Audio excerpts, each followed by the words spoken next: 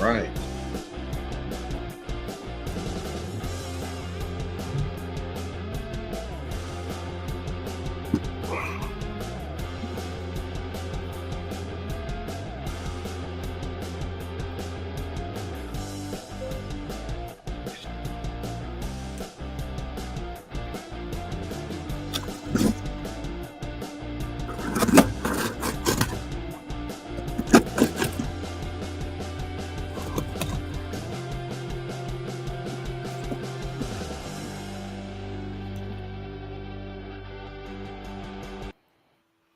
Hey guys, this is Al from El Rey Collection. If somebody can let me know if you hear me okay, we've had some issues the last couple lives. I'd super appreciate it. You guys just let me know if you can hear me, and maybe let me see if I can get over here on the comments. We can kind of take it. If you can let me know. Today I'm going to go through. All right, let's see. What's this one? All right, great. Hey, yeah, so everything's good right now. It's going to be real fun to break into some of these vault returns and a couple Super Express orders that I had at PSA. So it should be a good time. All in all, the vault. This is the Goldin vault today that I'll be talking about. Has been doing a great job of shipping stuff back, and I think that while they're kind of setting up their general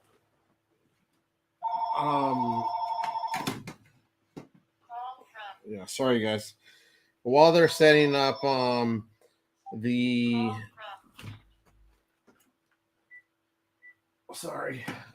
while they're setting up their vault, they have this really reasonable return policy where it only costs $1 per item to return. So just for general knowledge, if you bought something at HA, like one of these recent Pele autographed cards, you shipped it to the Goldin vault. It sat there for, I think, this 3-month minimum. You could have it returned to you for $1 wherever you are, and you could potentially avoid sales tax obligation because of that. So that's one thing, that if you haven't used the Goldin vault, and you can do the same with PWCC, but the difference is PWCC assesses the value and charges you a fee based on the value of the card you're returning, and Goldin charges you $1, whether that's a $10 card or a $200,000 card. They charge you $1, which is obviously a huge, and it's insured shipping. So anyway, that's a really good deal. And things that I had in the PC that I had at the Goldin vault, I decided to take advantage of this deal and get them shipped back. Hey, and before I forget, my wife always gives me a hard time about this. Hey, if you guys aren't subscribers, could you subscribe? I'm actually close to 1,000 subscribers. I'm only like 20, I think, away. So if you guys could subscribe, that would be great. And evidently liking the video does something, which I think would also be cool if you could do that. I'm not sure how the algorithms fully work, but it would be pretty cool if you guys did it. And without further ado, I will just kind of jump into this and the Super Express order, unless anybody has any comments. Let me just double check here. Nope, doesn't look like anybody's there. So let's start digging in and seeing what we got in here. Now, another cool thing about this is like going to be like opening Christmas, it looks like. Another cool thing about these is they individually pack every single item in these U lines again, and they're not charging you anything. They're charging you the $1 to get it back. I like that strategy better, instead of pasting a sticker on the card. So let's get some of these out, some of these packages out, and then we can start kind of getting into them. So yeah. Oh, I think I know what a lot of these are. You guys will know some of them. Again, I have a few orders coming back to me from the vault. So and then I also so this will be a good place to start, I think. We're like falling over here. All right. Well, let's start with one of these kind of not so big boys, but this is coming back from the vault. So this is a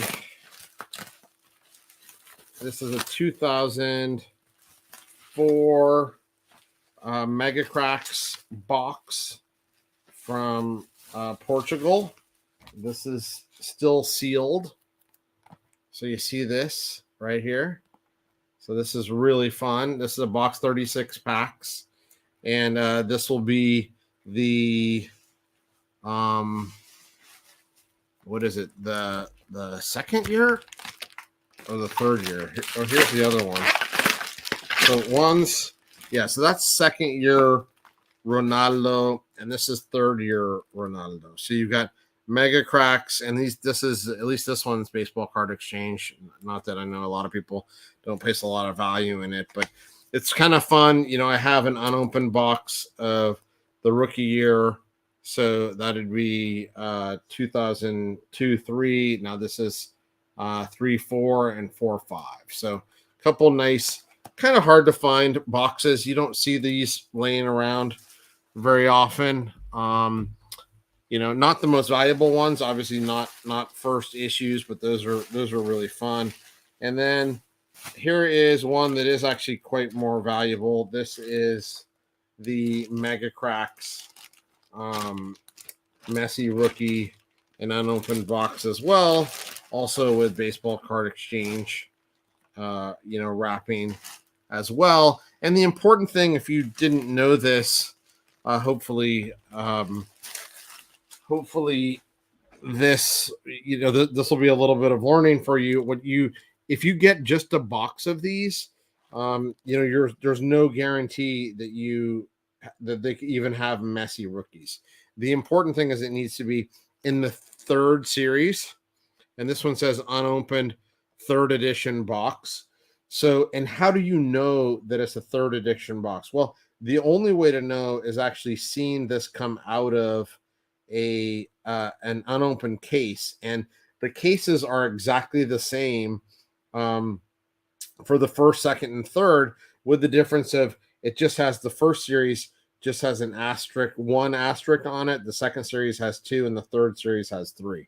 So this box, so just be careful if you're ever buying Mega Cracks 2004-5 Messi rookie wax, because you really want to make sure it's the third edition. And the most of these that have been BBE certified came from Paul Silva's account. He was basically an importer, still is an importer for Panini Portugal here in the US, and his stuff is the stuff you want to get because that's the most credible. He has the cases. He was the official importer. So that's Mega Cracks wax. So I had 3 wax to start off, and now a whole bunch of little packages. So let's see kind of what's in here. And hey, if you guys want to talk about anything while I'm opening these packages, let me know. Dump it in the comments, and we can have a little hobby chat and commentary if anybody's interested in that. All right, so this one is,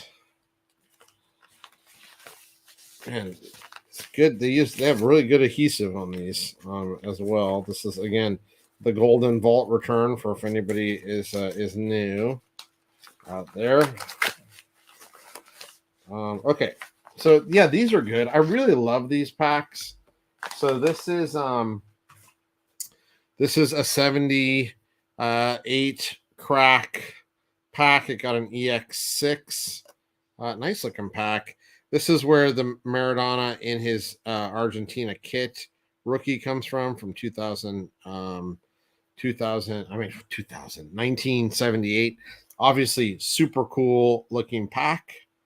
And I just love these. I find that these, there aren't that many of these out there. Yeah, I mean, they're not like the most, it's not a 1952 wax pack, but it is, getting up there in rarity. And I think when you start to look at relative value of some of these packs, I certainly find, at least I think I'm finding it in these Argentine packs, especially. I just think that to have potential Maradona rookies, and these packs that are in them, I think are just huge. And this, actually, now that I'm thinking about it, this whole shipment may be kind of wax related, although no, maybe not. Maybe I tried to at least put some order to my returns from the vault, so I don't know.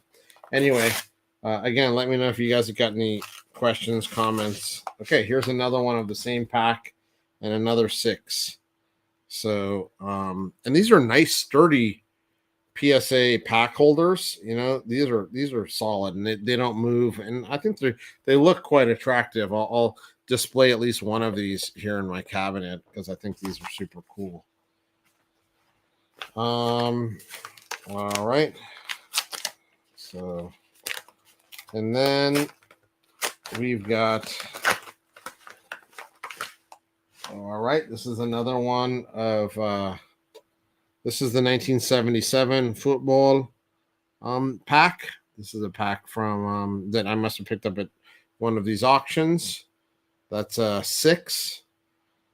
Pretty nice for a 6. I've seen a lot of these packs. A lot of them will have different foldings here on the side. Have an excess of glue. The corners being dinged. This has really nice eye appeal. Actually, I probably would have notched that up a little bit. With the paper packs, really easy to get damage on the corners, right? They were made to be opened, right then and there. So, okay, so here is another one, different from those two at least. So let's see. Oh man, this adhesive. I'm gonna have to reuse some of these. So this one is because these are really nice. Here is a Ronaldo, Cristiano Ronaldo sticker pack from in PSA 9. That's pretty cool, and that's from the sticker that has been faked a lot. Really, really nice shape pack. Really cool. I prefer the Mega Cracks one where he's actually on the art on the front, but this is a really cool one. One you don't find graded that often, so I thought this was a unique opportunity. So wow, we've got boxes of wax. So this just must be mostly wax return.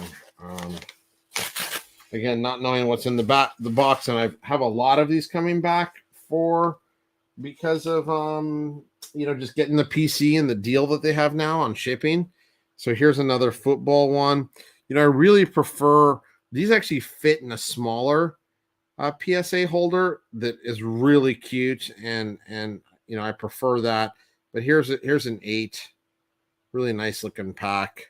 Again, these I find these you can get a Maradona disc in potentially PSA 7, 8, 9 condition, which is crazy to me. And you can find these packs, some on Goldin, not in this condition, but some in like PSA 4s and 5s. Over the last few months, we're selling for $250, $300, and you can get potentially $100,000 card out of that, $200,000 card, and they're much more scarce than say an 86 Fleer. So when you kind of look at that, I think there's an opportunity there. At least I think so. No investment advice. Do your own research. Here is a Messi rookie pack as well. This is in Gem Mint, so this is really nice to have this 2004, 2005 Messi rookie pack to go along with the Ronaldo rookie pack. Super fun. We're talking about Maradona rookie packs. I think I love to collect packs of anything really, especially if there's some star players. But of course, those that have the rookies just go up a whole other level. To just from an investment perspective and a collectability. I mean, wondering if there's a Maradona disc in here kills you. You're like, oh, Is there a disc? Is there a Maradona in here? It's crazy. So let's see. So you've got a comment here. It's easier sometimes to look at. Yeah. Hey, thanks. Yeah, thanks. Fisker Karma, appreciate that. And we are just have a few more packs, and then I got a Super Express order over here. It looks like it's going to end up being a relatively shorter show than I kind of thought, because oh, here's another crack pack. So now this is a different holder than the first ones, which I wish PSA would standardize all of the, not leave it to the discretion of the encapsulator, but instead if they would have, well, this is a really nice one. Look at the deep dark pink on this one. Really nice. It's hard for you to, maybe I want to show two different copies. So this one is like a little bit still beautiful, and then this one is like even deeper pink. Maybe it's hard to see, but when you see it in person, this one really pops. That one happens to be a 7, and this one happens to be a 6. But yeah, I wish that, and this goes for stickers and cards, I wish that there was a standard, like it popped up in their system and said, hey, this card, put it in this type of a holder. Doesn't always happen, and that's that can be a little frustrating from time to time. Okay, now this is exactly what I was talking about. Here is another football 77 in near mint 7, and look at the holder of this. Really nice. Look at the holder of this. Same pack, totally different holder. This one is the size of a card. This one, not quite a surfboard. Let me see if I can grab a card here. So here's the 77 pack that fits perfectly into a card, or I guess I should put the card on top, right? So you can put this in your standard boxes, and that's why I love this one. When these packs come in this, I love that. Not so much in these bigger, fatter ones. I'll do I do tend to believe that this one would survive a nuclear war, though. I mean, this thing is just, it's like solid. It's in there. It's like museum mounted. It does kind of look nice in its own way, but I really prefer, if it fits in one of these that I can put in a card thing, then let's do that. So I like those, and that this one, the 7 happens to be in those. Okay, so this one was done. This one was done. And then it looks like there's one more. Yep, so this was all, got to double check the box here, but this was all okay, yep, one more crack pack. So good. That was a PSA 5. Okay, so let me just double check, make sure nothing is left in the box. No, we're good. So now we'll move on to the PSA Super Express. And Super Express now is, an expensive endeavor. Before PSA, Super Express was like 150 a card, and now it's like 300. So you just got to be really careful what you sent in, and you better not over submit your cards. I still have been hearing a lot of people getting a lot of upcharge lately, which is a bit disappointing given the state of the market. But I do understand now that PSA has made some payments to me for misgraded cards and stuff, that it definitely is helpful to get that stuff. To get those guarantees is worth something, and those are immediately dependent on the price of the card, those insurance values.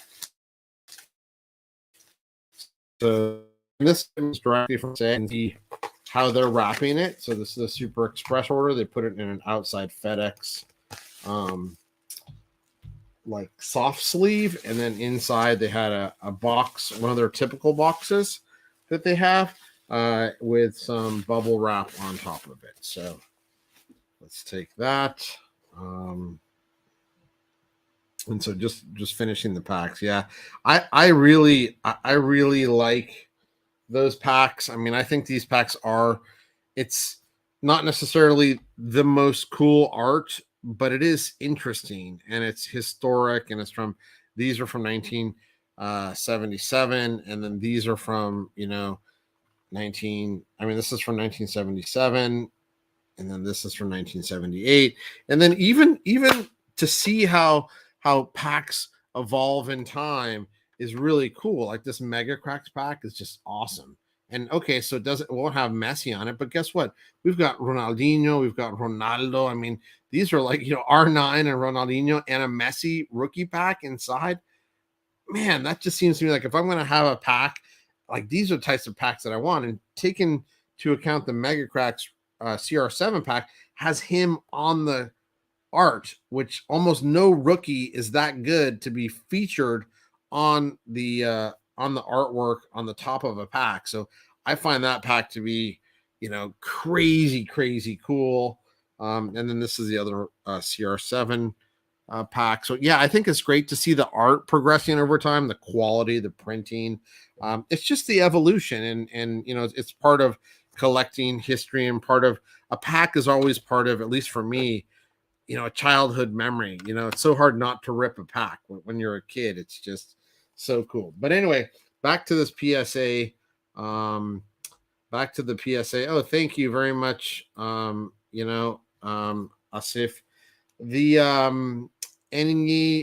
We'll see here. Are there any Cruyffs? Well, we'll see what this one has. I will say that this one has some epic cards in it, because anytime you use Super Express these days, they better be epic cardboard. So here's the moment of truth here. AJ.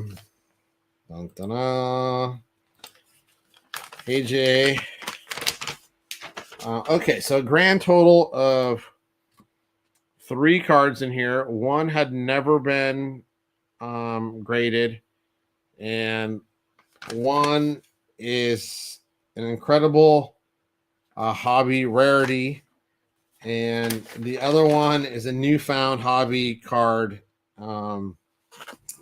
that I am pretty excited about. Okay, so here we go. I think in different ways, a couple of these cards are basically like monsters. Okie dokie. So first is one of my absolute favorite cards. I think if people watched me from a couple months ago, this is the Fangio Lali 1952. This card is so cool. You can see this is the Chevy that he used on that South American race that he ran, where his co-pilot died, and it was just crazy that he even finished. But just the art on this, and this issue is so hard, the Lali, so hard, and it's so unique. His photograph here is unique. This was in an SGC one, and they crossed this at a PSA one. I cracked it out of the holder and got this in this. So I love this card. It's actually, probably for me, one of my, top 25, 50 cards. I don't know.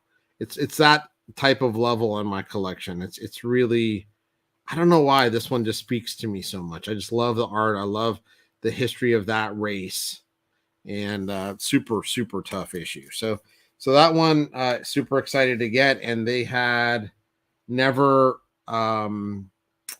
graded that one in the past. So the fact that they graded that is pretty amazing.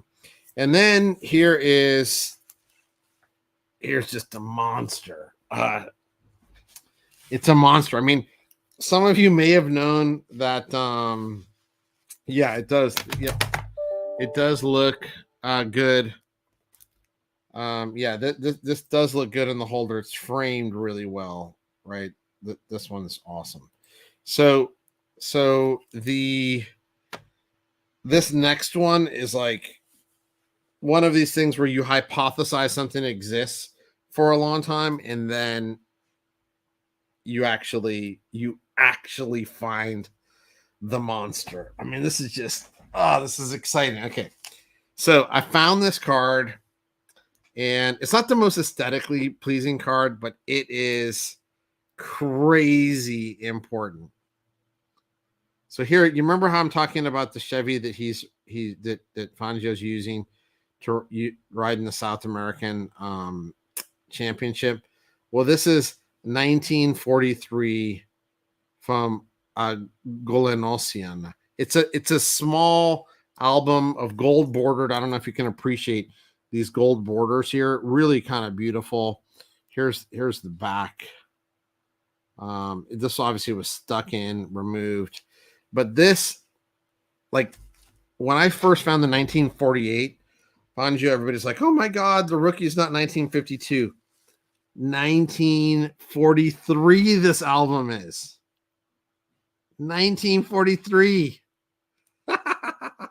That's insane.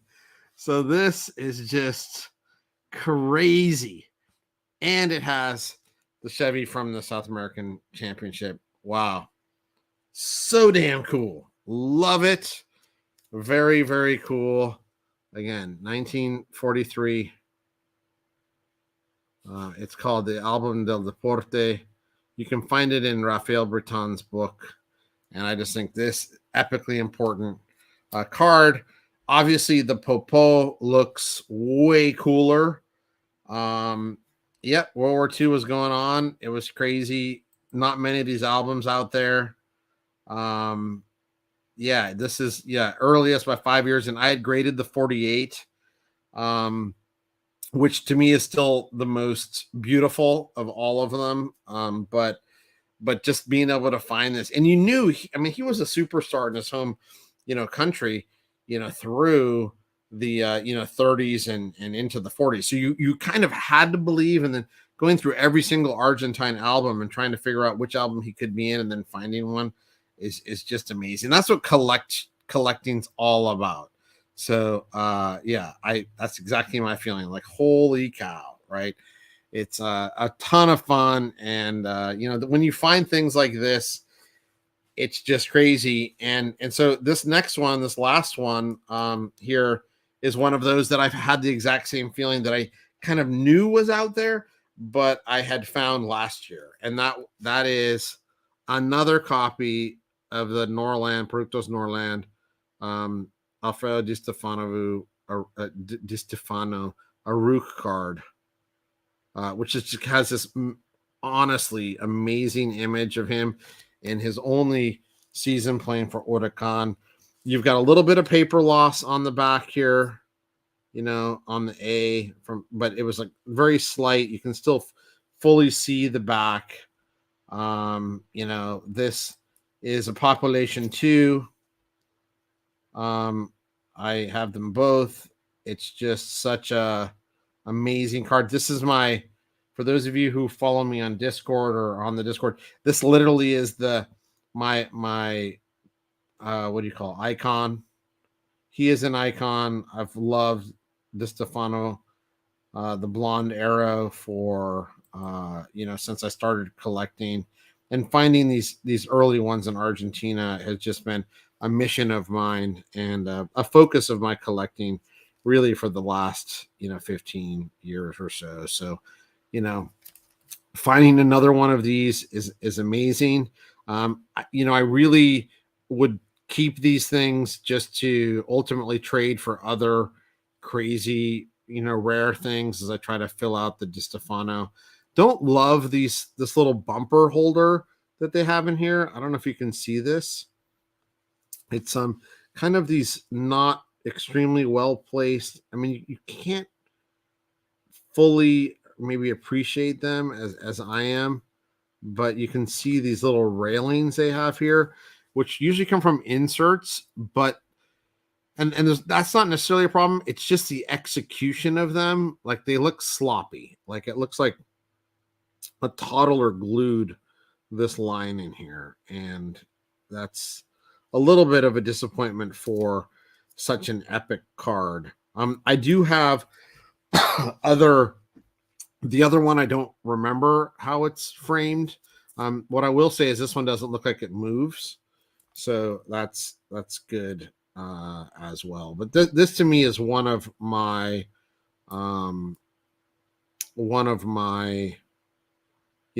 best preferred cards in all of my collection. So some really good questions here. So first of all, I mean, just this card in any condition is amazing.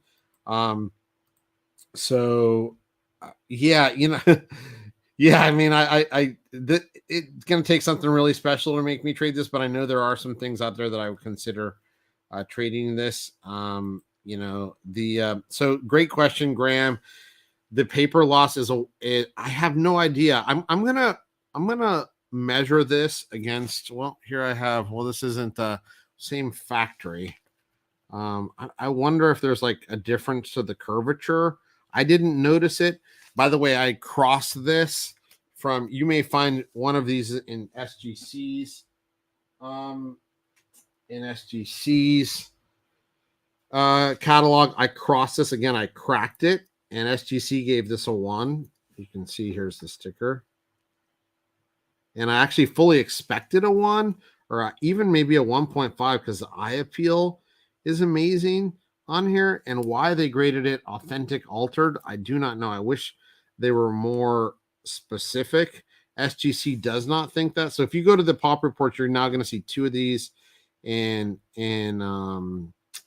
PSA and 1 in SGC. There's really only 2 because the one SGC is this one that now is transferred over as authentic altered. So I don't know.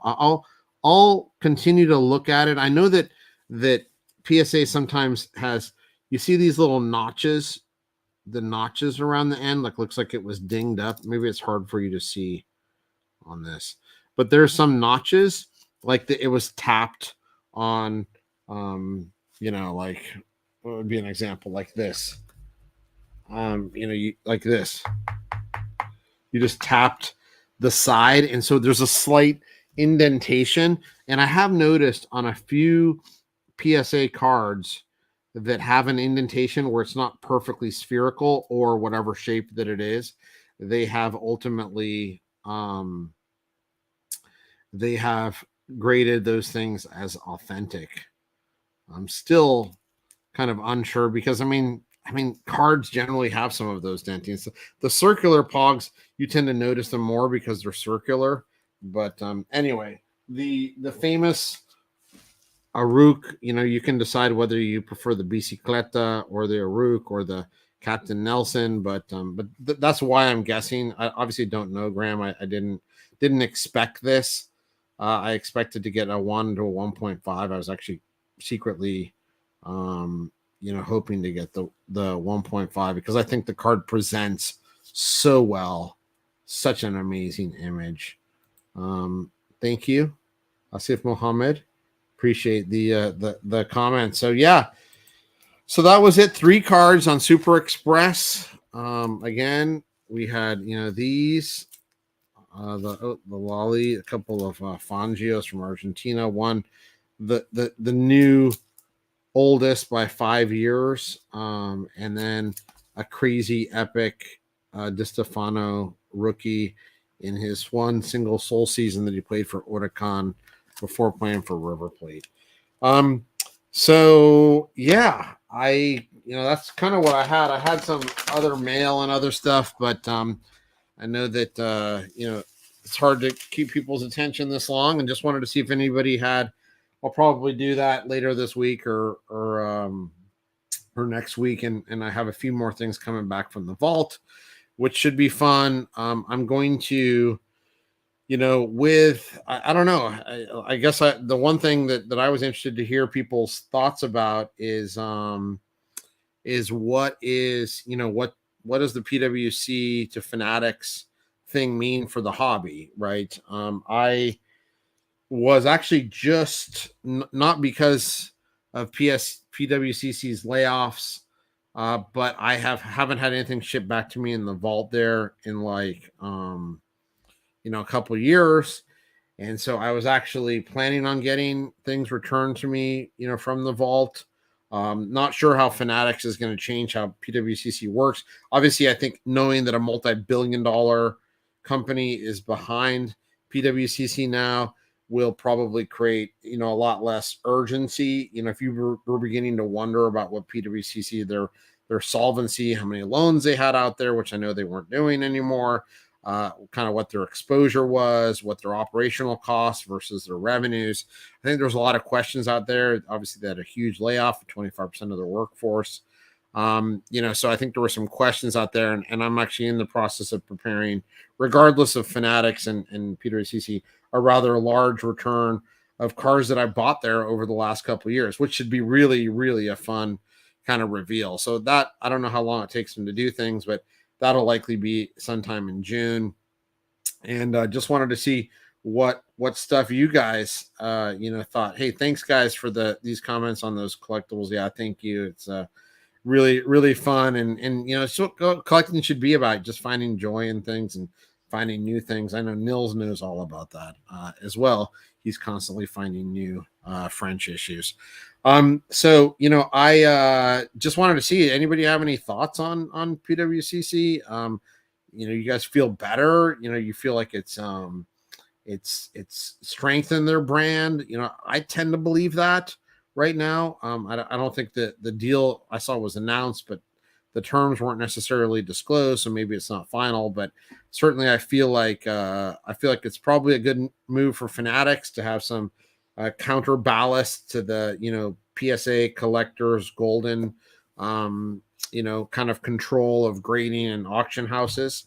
And I think in the end, having big companies that are well financed is probably better for the hobby than kind of smaller companies that, PWCC has been accused of some questionable practices in the past. And I'm not going to say whether those were true or not. There were lots of accusations. I know there were some legitimate investigations, but at the same time, they have come out of those accusations, and it felt like things had been cleaned up, certainly over the last couple of years. So Harry sharing his view here. Monopolies are never a good thing. Yep.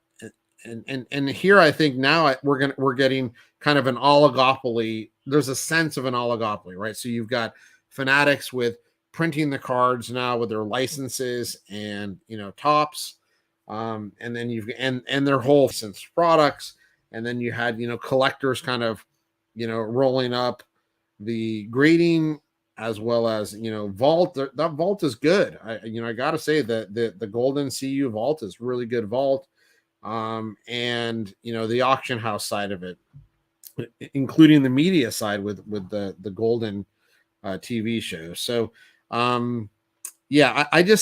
think we were already in a place where there were multiple market options, so there wasn't necessarily a monopoly, but taking PWCC from kind of a family-owned business and putting it in the hands of a billion-dollar organization, I think is a good thing for all of us. And those billion-dollar organizations will have processes, they'll have norms, and they'll be hopefully more vigilant on shilling and other things like that was going to happen. So what else do we have? Does Goldin have a vintage auction coming up? I think it just closed a couple days ago because I picked up a Sindelar from it. So I think the vintage closed. They have a couple interesting auctions. The 100 auction is coming up. That's all categories, but that's going to be interesting. Let's see what Nil says here. Nil's going to be the collectible getting. Yeah, I think it's better. Yeah. I think that's right. I mean, I think that I think keeping them separate is important because that's some counterbalance and competition. We've already seen what the competition did on the vault. I mean, the fact that CU is charging me $1 to take my item from the vault, package it in a nice padded envelope, put it in a ship, and send it back to me, that's competition right there, right? So, if PWCC is having a higher price, people may move to Goldin, right? So, I think always having these competitive pressures in the market are good. So, I think that getting fanatics behind a PWCC is good for the hobby. That's my personal take. So, I I think that we're in a good spot. I don't know if those of you have seen any Bill or my kind of comments on the market. It certainly feels like, to me, obviously you never call a bottom when you're in any market state, but it feels to me like there's more upside at the current pricing than likely downside. That's generally my take. A lot of people ask me, hey, what do you think? Is now the right time? The answer is we won't know the right time until it's long in the rearview mirror. But fundamentally, if you do, I think things could go down by another 50%? Sure. But do I think it's more likely that they go down, less than they could potentially go up over time? That's also true. So, I collect mostly for enjoyment, not for investing. But nobody likes to lose a lot of money on anything that they buy. So I get people's concerns about the market, and I continue to place more money in soccer cards and collectibles than any other asset class that I happen to invest in, which is pretty much all. So anyway, those were a few of my takes. Not sure if anybody had any other questions that you wanted to kind of go over here, but it's just been a great time in the soccer market. Love to get fun returns back like this, and the F1 market, I guess, today. And hope everybody enjoys collecting. Maybe I've inspired you to go out and get some pre-modern packs or some vintage packs like the Diego Maradona rookie. Awesome. Hopefully that has inspired you guys to go find whatever your passion is. And if it's not packs or vintage, whatever it happens to be. So let me see if I missed anything over here kind of in the comments. Oh, I don't think I answered this. Yeah, so I love those cards. I love the look of those cards. And I know that Andre at Soccer Study, had a video about the precious metal gems because of the colors and everything. I like them. Maybe I have one. I'm not actively collecting them. I don't collect a lot of modern cards in general. I do ones that are visually interesting to me. I don't follow the market that closely, so I have no idea what that's doing. I know they had a real, run up for a while. In general, I kind of, when it comes to modern, I usually buy on card autos and just things I like the look of. I have a couple kabooms. I really love the 2018 parallels on the Prism. A couple of those that I got, but you should think of me, if you ever see me with modern stuff, you should think of me as just your regular novice off the street. I'm not. It's a very, very, very small part of my collection. So sorry I can't help you there, but I do love the way those cards look, and I love in that set the 2018 Panini. They have a really, really cool World Cup sticker, first World Cup sticker that's signed on sticker that's made into a card. And I think those are just so cool because it brings all of the cool stuff of Panini together. And it has, and there's a Messi one, there's a Neymar one, there's a CR7, and those to me are just really, really cool because it brings together so many cool things that I love about soccer. The World Cup stickers on a card. It's on card. They seem pretty tough to get. So, that's one card from the set that I really go after. But that's in the treble set. But I love the parallels. The green, is one that jumps out to me just because I like the color and the way that most of those look. Let's see. Yeah, I think that's pretty much all that I really saw here in terms of comments. Oh, yes, River Plate. Yeah, hey AJ. Yeah, well, then you saw, I don't know if you saw when you came on that this is the season that Di Stefano played at Huracan. And so this is the Figuritas Aruk from the 1947 Productos Norland album. Very kind of cool. And so some other really fun Argentine cards. Hate to, I know you're like, oh my God, I can't believe some of this stuff is outside of Argentina, but there's a lot of the stuff that I was going over today came from Argentina. Just because of the nature of things that I really enjoy collecting. So thank you. Appreciate it. Hopefully, the economic situation in Argentina is doing slightly better. I know you guys have had some devaluation issues and some inflation. So sorry to hear that. I know that it's been a story of the country through the years. One last question here. Let's see. So when you suggest, okay, so that's a great question. So the PSA slab doesn't, to my knowledge, protect cards from fading. So what I typically do is none of my expensive cards are on display.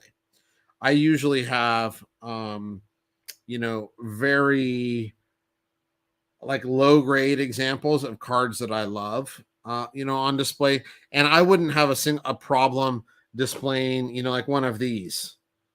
Yeah, okay, it may fade over time. It's still an unopened pack, and I have so many of them. So I never have my elite collectibles out in sunlight, or any light really for that matter. And then for photographs, I actually have museum glass. So if any of those are going to be being displayed, those do have full light protection, just like you'd have in a museum environment. So I do make sure you pay the extra, and I would highly, if it's has the potential to be even remotely valuable, invest in museum glass, because that will be better. And most of like the display cabinets you get will not have museum glass, so that'll just be regular tempered glass, which all sorts of damaging rays will go through that. So don't display anything valuable anywhere near to natural sunlight, which is the worst. But even artificial sunlight, artificial light in a room, I think isn't good for items. Now, how do you feel about a box, right? So this is a box. It's nice, but I don't think this is going to fade that much. And really, inside each one of these boxes is a pack. So, I wouldn't have a problem displaying, something like this. Besides the fact that if the HVAC guy came in and he ran off with it, that would be a problem. So, obviously, I usually tend to display lower value, high visual appeal. So there's can be some outsize items. I've got like a Ajax beer can. I've got some larger items that don't that aren't so easy to put away. So some, you may remember the Copa cabinets, and those types of things are other ones. So yeah. So here we go. Yeah. Hey, yeah, no problem. Everyone's allowed to have their opinions, AJ. I know that it's all good. It's all good. So anyway, guys, I hope you had a good time. Oh, here we go. So here one says, yeah, I just can't do those Ogdens. I think you can get little cases that are like UV and other light source protectants. The Ogdens will have since they're photographic, they'll be more reflective, so they'll actually, they won't typically fade as quickly as other issues, but it's just not a good idea. you know, unless you put, you can also, the other thing that I have considered was taking a few cards, putting them in a shadow box in a from a frame place with the cards behind them, and then cover that with museum glass, and then you'd be able to look at them and feel good that they weren't going to fade. That would probably be an expensive endeavor, and you'd need to have a local framing company that kind of knew what they were doing and typically did work for museums, and work with photographs that were sensitive, or other artifacts that really needed to be preserved as they were fragile. So I currently, when I look around here in my office, I mean, most of the stuff that I have here is not, it's either under museum glass if it's valuable, or it's not valuable. So sorry if that's a downer, but I just really don't want you to lose value in your cards. I mean, you can also do, and I know it's not the same, but you can also do, like pictures of your cards, and sometimes they're even bigger, and it reminds you've got them. This photograph here, which is a rare Negro League photograph, this is under museum glass, and that's why that one is there. So I'm super sorry, but I think that's the way it is. You can't risk your Ogdens. Those things are 120 years old. So take care of them, and let me know. You can reach out to me directly if you want more information on that. So, all right, guys. Well, hey, it was a great time. Thank you for sharing the excitement of the return. Super fun. All the vault stuff. I'll have more and more over the next few weeks, because as I mentioned, I'm getting some vault returns with things that I've been collecting over the last couple of years. I've got some mail piling up. Just didn't want to do it all in one day because it gets exhausting for me and you. But hope everybody's doing well, staying healthy. Cuídense mucho. And we'll be in touch in the Discord or on YouTube or other ways. But keep enjoying collection, everybody. And please, as my wife always says, if you could leave a like, I'd appreciate it. If you're not subscribed, subscribe. I'd love to hit 1,000 subscribers out there, and appreciate everything you guys do for the hobby and your continued interest. So thanks everybody. Have a great night.